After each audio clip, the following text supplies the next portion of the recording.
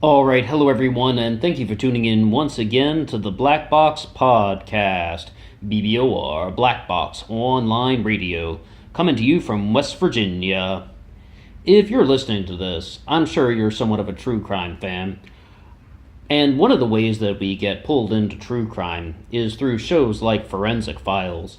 That was one, where it's kind of just always been there. I mean, if I were to rattle off the favorite television shows that I have, I don't even think I would have said Forensic Files as one of the top five or something, but it's just it's always been something consistent. And of course, there are many other things out there. 48 Hours and Dateline sometimes have entertaining things, but the difference between something like Dateline and 48 Hours is Forensic Files is often, of course, hence the name, talking more about how the science functions and how the investigators were using their methods, and that becomes the center point. Whereas Dateline and 48 Hours, they more focus on the people that are involved in the storytelling aspects as opposed to the scientists. I mean, you might not even agree with that assessment right there. But no, I've been a fan for quite some time, and I got back into watching that stuff on repeat, binge watching as we call it, and I've noticed that there are a lot of instances where people are attempting murder, sometimes successfully murdering people, through poisoning. Now, this is rather odd to me, and I mean, there's a reason for this. I don't condone any sort of murder or anything, but definitely not condoning violence, but committing murder with poison is a ridiculous thing to do. It is like a genuinely ridiculous thing. And here's the reason. Years ago, I was a freshman in college or something. I found this thing on the internet, which was kind of like a sort of booklet, presentation, whatever you'd like to call it, on how poisons affect the body. And it was a resource for fiction writers. I was trying to be a creative writing major type, whatever. That didn't last. The dream of majoring in English, that didn't stick for very long. But the thing about that was, they had this tagline. They were like, "This is only a resource for writers composing fictitious stories. It is ridiculous to try and commit any crime using poison because you're leaving the evidence right there." And you really have to wonder what's happening with some of these cases. I was just following this one here where one woman, this is on Forensic Files, she committed murder twice using antifreeze, ethylene glycol, poisoning her first husband and then poisoning her boyfriend with the same method. And they're just her husband died from being poisoned with antifreeze, her boyfriend died from being poisoned with antifreeze. She murdered them. And she did. And it's not like some freak accident. The only way she got away with it the first time is because a few errors in the toxicology process the first time. People are human. People are human, and those type of errors come up.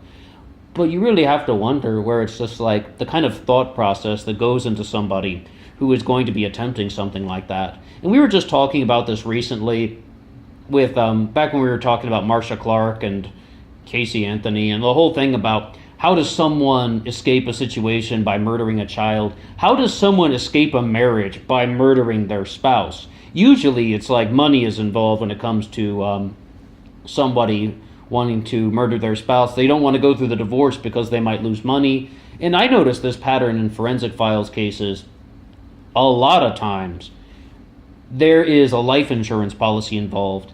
And actually, if I recall correctly, in both cases, both of the most recent cases that I saw about poisoning on Forensic Files, that was the motivation. It was a life insurance thing. Once it was the business partner. He's trying to kill his business partner because, well, it's like you could even take out a life insurance policy under your business partner's name, apparently, if you're a co-owner of the business. It's the first time I've ever heard that. No, he was trying to poison his business partner with arsenic. Once again, he got caught because it's exactly what that sort of database said that I read, 12, 13 years ago or something? Like, if you attempt a crime using poison, you're leaving all the evidence right there, and eventually it's going to come back to you. So, you gotta, though, question the thought process sometimes. I mean, you could say that that's greed.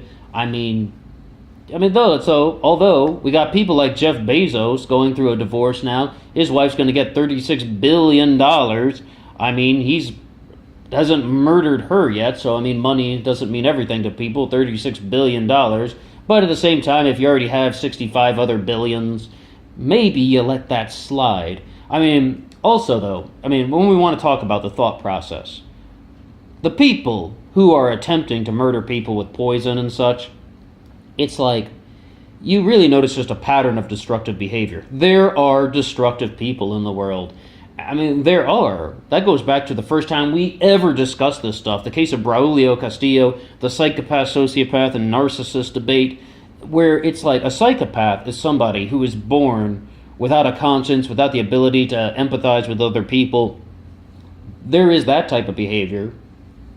But we have to always be aware that not everyone who commits murder is a psychopath. Not everyone who even gets caught up in these cases. Sometimes it is like a manslaughter thing that the forensic files teams have to deal with. But the thought process is they're often caught up in financial trouble. Greed is one thing, but excessive spending, self-centered selfishness, self-absorbed, stuff like that. Like, they'll spend all of their spouse's money, bankrupt them, and then they're like, oh crap, this person has nothing left. They take out a life insurance policy in that person's name, and then they try to murder their spouse so that they can get the money. It's inhuman. It's very inhuman. But when you put it in the context like that, a case like Casey Anthony doesn't seem so unexpected. It doesn't seem so unintended. Now, here's one thing, though, and I would like to just hear your response to this. It's not even really a question. It's just this type of observation that I found watching shows like Forensic Files, watching all kinds of television, whether it's Inside Edition, the Steve Wilkos Show, the previously mentioned Dateline in 48 Hours. Even some of the stuff on Discovery Health Channel that have also talked about things like poisoning, because what was it like? Oh, it wasn't Mystery Diagnosis. They had the other show that they did about some sort of medical investigations. I can't remember the name right now, but they brought up cases of poisoning from time to time. Okay, so what's going on with this? The boundaries for destruction have no limits when it comes to race, gender, personality, origin, cultural identity. No limits, no boundaries. Anyone from any background can be this type of destructive person. And I think people did start to recognize that with Casey Anthony. When she came on the scene, it was like they're sort of seeing, what, this sort of just young, attractive-looking mother murdered her daughter? They sort of began to question it in a sort of way. If you look at the FBI website, and you look at the most wanted criminals, they're from all different backgrounds, all different nationalities. There are no limits to this. This is like a destructive current that runs through humanity.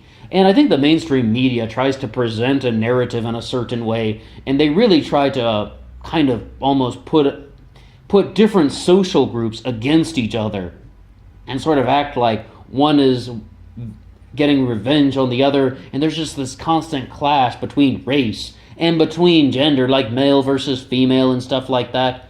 But in reality, anyone can be destructive. And if you think that that's just a simple and obvious statement, obviously not. CNN tries to sell this quite to the contrary. They're always bringing up stuff about interracial violence or just intersectional gender-related issues. They're all about that. But in reality, if we're going to talk about these cases in regards to forensics, in regards to shows like Forensic Files, I should say, or just true crime in general, there are no limits to what people do.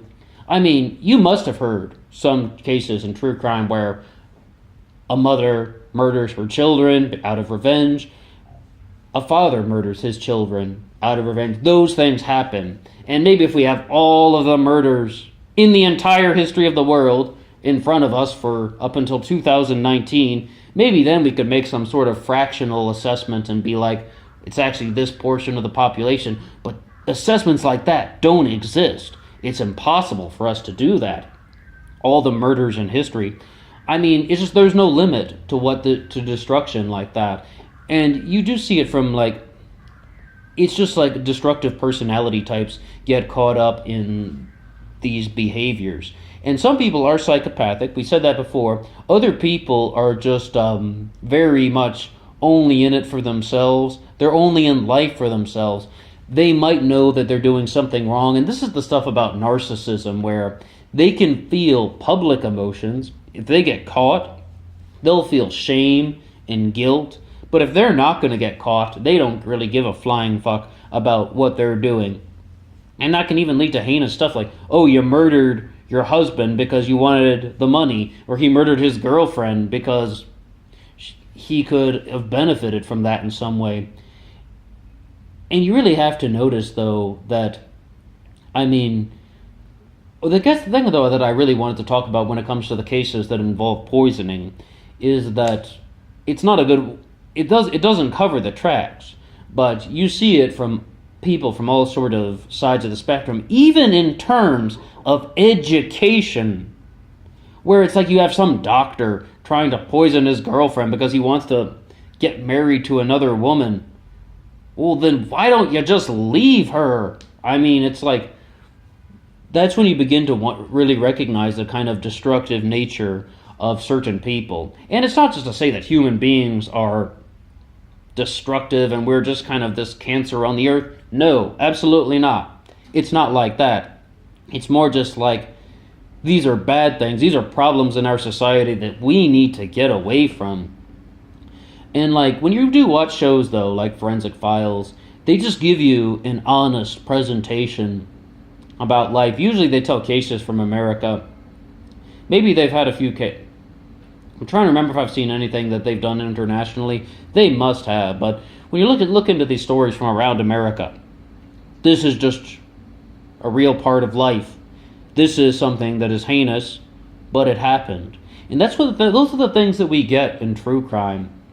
I mean, I find that the stuff that I've been watching on Forensic Files recently, it's just kind of especially brutal. Like I mentioned, it's not so much... Well, I guess I would say it's especially brutal because these are solved cases when you actually learn the motivation about why somebody did something. You actually learn that, whereas most of what we talk about on this channel, on Black Box Online Radio, is about unsolved cases because we like to discuss the theories. What if, what could have happened with that? But once you learn the motivations for these crimes, you really find they're often very, very selfish. I would say, though, when in terms of poisoning, I mean, in a lot of these things, it seems like there could be more cases of poisoning than we actually know about. For example, in the Madeleine McCann case, this is one that I've been hoping to get back to. I did a couple uploads on that in 2018, and with the case of Madeleine McCann, the theory that I had been going with was that her parents had been giving her sleep aid drugs, and she had sort of an adverse reaction to that, and it caused some disorientation, and it led to her death, in other words. That it was a direct result of the drugs that her parents had been given her. And like something like that as well. That's why they, I mean, if you followed that case at all, they believe they've moved the body after Madeleine had died to various locations around their apartment, and then they disposed of the body, most likely the father did, and then moved it to another location later on. I mean, that's not proven. That's all theoretical. That's just what we are theorizing. But it's like something like that. Once again, poisoning is involved. Why would they do that? For starters, her parents are doctors, and they had some awareness that if they were to conduct an autopsy, they would find drugs in the system. So they're aware of this. If you give people any sort of poison, there's going to be some sort of trail that is going to come back to you. And like in Casey Anthony, it's very similar as well. Kaylee Anthony was decomposed to the point where they weren't able to do any sort of toxicology analysis, but they believe, that she was either possibly given Xanax or the famous thing with chloroform. Once again, you're drugging somebody, that can come back to haunt someone very easily. And it's just something that's kind of going on. And you really have to wonder about the thought process of someone who's planning out a murder, especially using poisons or something like that. It's kind of asking to get caught. But doesn't mean that everyone gets convicted. In the two examples that I cited, Madeleine McCann and Casey Anthony, no convictions though.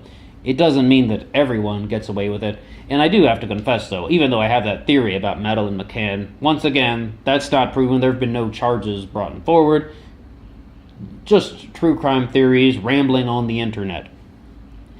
When you do want to look at some things though about the motivations for people to kill, is it really just that these people are not able to resolve their disputes in another way? Or are people attracted to this like in sort of a lustful manner, just the thrill of it all? I mean, that's the title of the musical about Leopold and Loeb, Thrill Me. Another perfect example, although not they weren't poisoners, but they did use hydrochloric acid. In their case, Leopold and Loeb.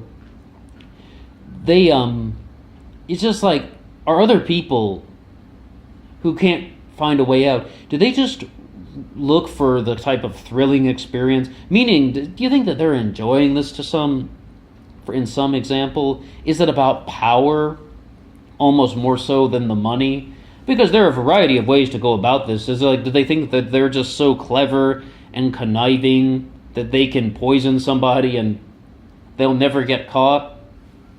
I don't know. I'm really not sure.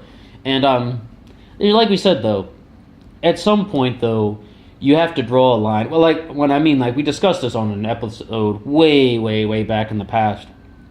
How much do you try to unravel the thinking of a madman before you just recognize that it's quite difficult? And it's also, if you haven't been in the exact situation with somebody, it can be quite difficult to understand the exact psychological process of what these murderers are experiencing. Whereas it's just like, a lot of these people who do kill have some sort of mental derangement. And if you are just going to approach this as a normal person, as an ordinary person, we're all kind of quirky, we're all kind of weird. But if you're going to approach this as I say it again, normal people, maybe we won't be thinking exactly the same way as some mentally deranged person. At the same time, the motivations do seem to be there. Money, sex, and power. That's why people commit crimes, right? That's the famous expression, money, sex, and power. And the only comment I was making was that when it comes to these cases, like the things that people are trying to murder their boyfriend or girlfriend, their business partner through poisoning, maybe there's also a kind of lust for power going on. It's not only that they want the money from the life insurance policy, it's also that they want to commit this crime, this thrilling crime, and not get caught. They have power over their partner, power over the system, in a purely selfish and illegal way, and in a completely unethical way, a very, very immoral. I think most parties would agree on that. But what do you think? What do you think would really drive somebody to commit this type of murder, poison somebody just for the insurance money? Do you think it's just about money, or is it about something else? Two-part question. Or is it impossible to unravel the thinking of a madman? Well, thank you for listening. I know something like this won't be that popular, but this is just kind of something that I've been following recently, a different end of the true crime world. Thank you for listening, and until next time.